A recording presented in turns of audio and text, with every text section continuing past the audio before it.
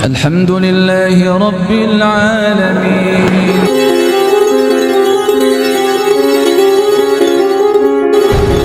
Tetapi ketika kelak sudah di akhirat, maka perhitungan amal sholatnya ini payah, maka payah juga jadinya. Ibarat baju-baju tadi itu kalau mau dicantolkan di dinding, tidak ada cantolannya. Amal perbuatan kita, bahkan mungkin ibadah-ibadah kita, semuanya apabila tidak punya kunci, tidak punya passwordnya yaitu sholat, maka akan berantakan semua.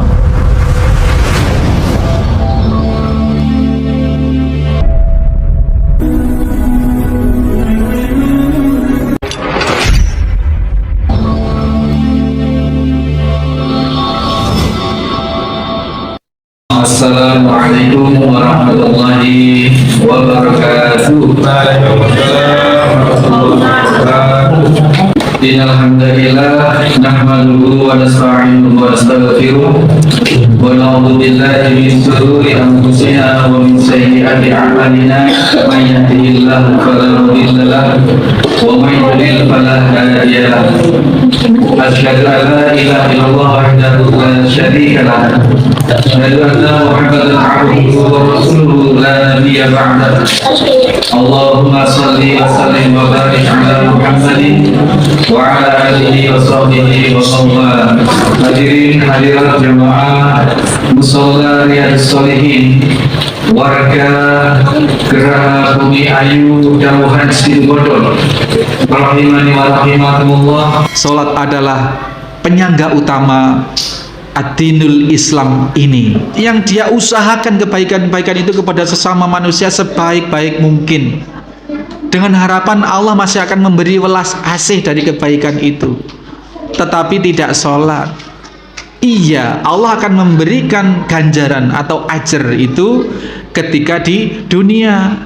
Jadilah dia orang yang disenangi oleh banyak orang, dia bahagia, itu ajarnya, itu pahalanya. Jadilah harta yang dia sedekahkan tadi itu dibalas oleh Allah dengan balasan-balasan harta yang lebih besar, dengan rizki yang lebih banyak lagi. Itu di dunia. Tetapi ketika kelak sudah di akhirat, maka perhitungan amal sholatnya ini payah, maka payah juga jadinya. Ibarat baju-baju tadi itu kalau mau dicantolkan di dinding, tidak ada cantolannya. Amal perbuatan kita, bahkan mungkin ibadah-ibadah kita, semuanya apabila tidak punya kunci, tidak punya passwordnya yaitu sholat, maka akan berantakan semua, Pak.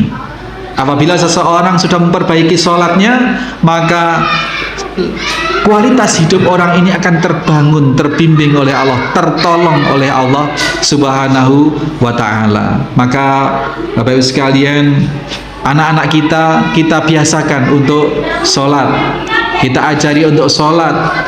Dan di setiap komplek pemukiman sekarang ini sudah tidak ada yang tidak ada fasilitas umum berupa musola atau masjid. Maka dalam rangka mentarbiyah anak-anak kita, ayo anak-anak yang sudah mulai umur 7 tahun kita orientasikan untuk kita ajari. Tidak hanya diajari bacaan sholat, tidak hanya diajari praktek sholat, tetapi diajari aplikasi sholat, berangkat ke masjid yang lagi.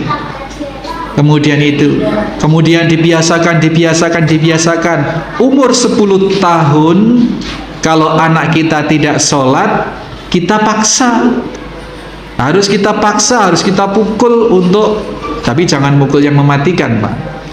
Dipukul. Kok kejam Ustadz ke anaknya? Enggak, ini justru bersabar.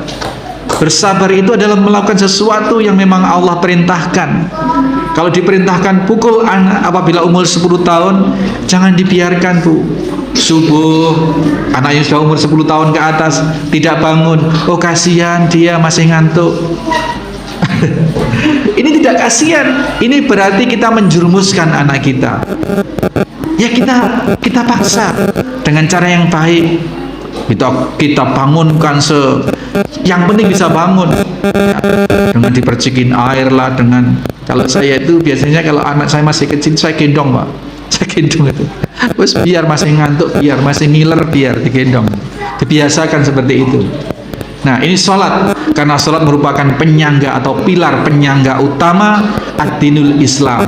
Kebaikan Islam seseorang ditunjukkan dari kualitas sholatnya. Mudah-mudahan dengan kita memiliki kesadaran untuk mengingat kembali peristiwa Isra Mi'raj ini, kesadaran utama kita, poin penting kita dari peristiwa Isra Mi'raj itu adalah bagaimana kita meninggikan li'ila kalimatillah, meninggikan kalimat Allah, ajaran Allah ad-dinul Islam ini dengan kita mendirikan sholat. Perintahnya aqimus sholat, dirikanlah sholat, bukan ikmalus sholat, bukan kerjakanlah sholat, tapi dirikanlah sholat. Mendirikan sholat maknanya adalah tidak sekedar membaca menggugurkan kewajiban, tidak sekedar jentat-jendit, yang penting sudah melaksanakan, tetapi bagaimana sholat itu sebisa mungkin menimbulkan atau menghasilkan asar atau bekas atau dampak dari sholat. Yang terutama, yang terpenting adalah inna sholata tanha anil fahsya'i wal munkar. Kalau kita sudah sholat tapi kita masih lebur dengan kemungkaran, masih senang, masih gemar dengan kemungkaran, ya perlu kita evaluasi. Apakah sholat kita sudah benar? Apakah sholat kita hanya sebatas menggugurkan kewajiban? Apakah sholat kita sudah merupakan bentuk komunikasi dengan Allah Subhanahu wa Ta'ala? Apakah sholat kita ini sudah benar-benar kita rasakan sebagai satu kenikmatan? Ini perlu kita adakan evaluasi secara terus-menerus. Jangan sampai kita keduluan meninggal, tapi sholat kita hanya sebatas menggugurkan kewajiban, tidak kunjung menghasilkan dampak. Inna sholata tanha tadi, tanha anil fahsya wal munkar tadi itu. Mudah-mudahan pertemuan kita yang singkat, karena sudah malam di perumahan, mudah-mudahan benar-benar menghadirkan pertolongan Allah ke dalam hati kita, taufik, kemampuan hati kita untuk melaksanakan kebajikan-kebajikan yang hulu dari semua kebajikan itu adalah as-sholat. As-sholatu imaduddin. As-sholat itu adalah apa? Tiang agama. Faman aqamaha, barang siapa yang mendirikan, mengokohkan sholat, maka dia mengokohkan agama ini. Tetapi apabila dia merobohkan sholat atau menghancurkan sholat atau tidak menunaikan sholat, tidak mendirikan sholat, berarti dia merubuhkan agamanya. Merubuhkan agama, apakah nanti Islam akan habis? Enggak. Merubuhkan adinul Islam di dalam dirinya, jauh dari nilai-nilai Islam, maka perbuatannya, amaliyah kesehariannya, sikapnya, ucapannya akan jauh dari nilai-nilai Islam, karena dia tidak sholat, yang bermakna dia merobohkan ad-dinul Islam di dalam dirinya. Na'udzubillahi min dzalik. Demikian Bapak Ibu sekalian, nggak apa-apa ini meskipun sudah malam, karena tidak terkejar oleh waktu sholat. Biasanya kalau maghrib ke isya itu kan kita dikejar-kejar waktu sholat nih. Nah sekarang monggo luas waktunya, terserah nyenengan, mau tanya jawab, mau apa monggo, atau mau membahas tadi itu yang madu asli atau madu palsu boleh monggo. Madu racun monggo. Monggo persilahkan. Yang adik-adik mau tanya apa? Isra Mi'raj itu apa? Ustadz, saya ada itu dikasih tahu Pak Guru, ada gambar kuda yang cantik punya sayap. Itu katanya kendaraan Nabi Muhammad ketika Isra Mi'raj, naik kuda cantik katanya. Ayo ada yang tanya gitu boleh? Silakan monggo adik-adik. Ibu-ibu silahkan, kalau sungkan boleh ditulis saja, kalau nggak apa-apa bicara silahkan monggo. Sebelum nanti bapak-bapak masih ngerancang-rancang pertanyaan, silakan adik-adik boleh tanya, ditulis boleh, pakai mic boleh. Ya. Iya. Barqun, buruk itu dari kata barqun atau al-barq, itu kilat, ya, kilat. Jadi sesungguhnya Rasul itu mengendarai kilat. Kilat itu ya kilat itu, makanya cepat dari Mekah ke Palestina, ke Masjidil Aqsa, ke Sidratul Muntaha itu kilat sekali. Jadi barqun atau buruk itu adalah kilat. Lah itu orang kurang kerjaan aja, itu bikin gambar kuda, badannya kuda, kepalanya wanita cantik, terus ada sayapnya. Itu ahli kartun aja itu. Ya, buruk itu kilat, ya, kilat petir, apa itu kilat itu loh, klak itulah ya, bukan yang petir jeder itu, bukan itu, ya, kilat. Jadi ya, jadi Mas siapa namanya? Mas Sayyid, SD mana? SD Muhammadiyah, SD Unggulan ya. Nah, nanti cerita ke teman-teman. Rek itu ya. Rek, buruk itu bukan kuda cantik. Kalau kuda cantik seperti itu Nabi Muhammad tidak sampai nanti ke sana. Itu. Buruk itu adalah kilat, ya, dari kata al-barq atau barkun, kilat. Ada lagi, adik boleh tanya macam-macam, boleh. Monggo ibu yang mau tanya. Kalau ibu-ibu biasanya tanyanya agak serius, monggo bu.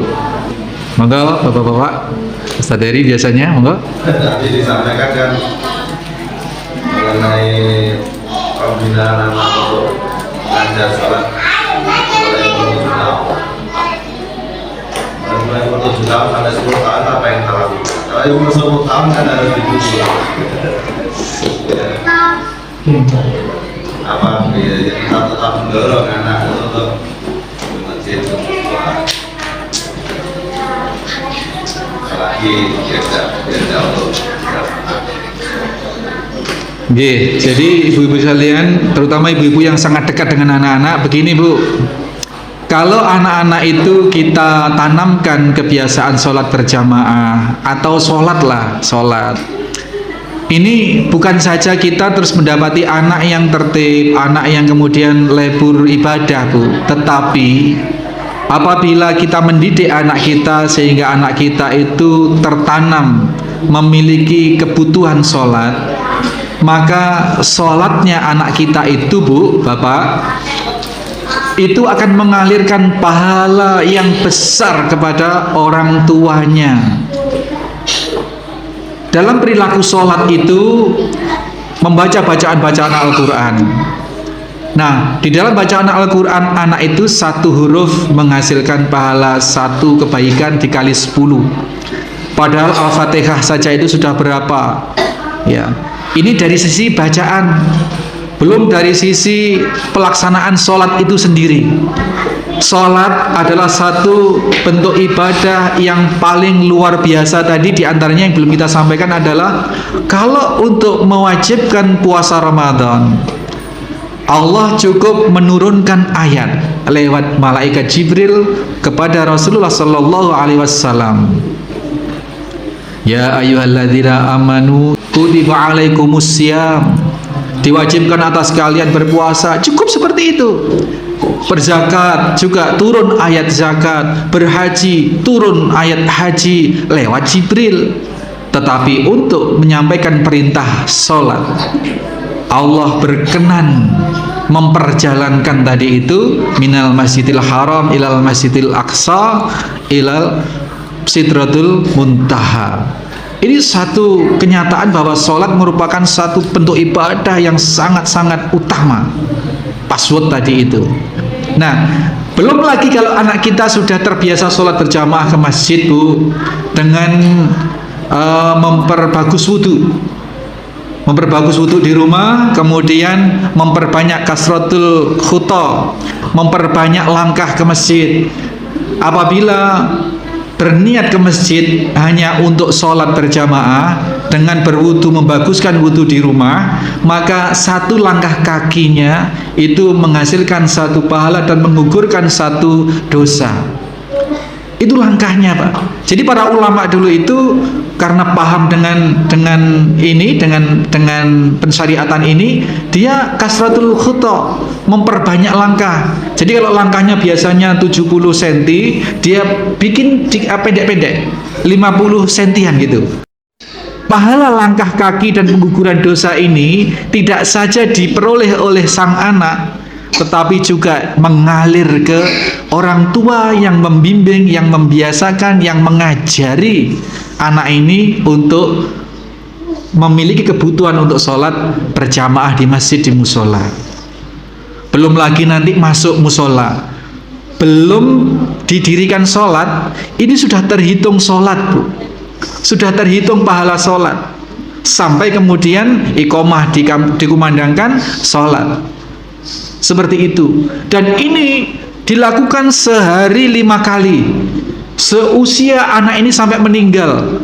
Berarti kita bisa bayangkan orang tua yang berhasil menanamkan pembiasaan menghadirkan kebutuhan anak untuk sholat berjamaah itu, kita bisa bayangkan pahalanya orang tua sedemikian banyak dan besar. Ini Ibu sekalian, jadi musola ini satu sarana, jangan kita sia-siakan ya.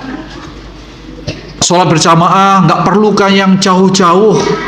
Keren kalau sudah di masjid yang wah itu keren. Nggak usah seperti itu, karena kalau memaksakan seperti itu akan ada kejenuhan. Biasakan, jadikanlah nafas, sirkulasi nafas kita sehari-hari itu dah.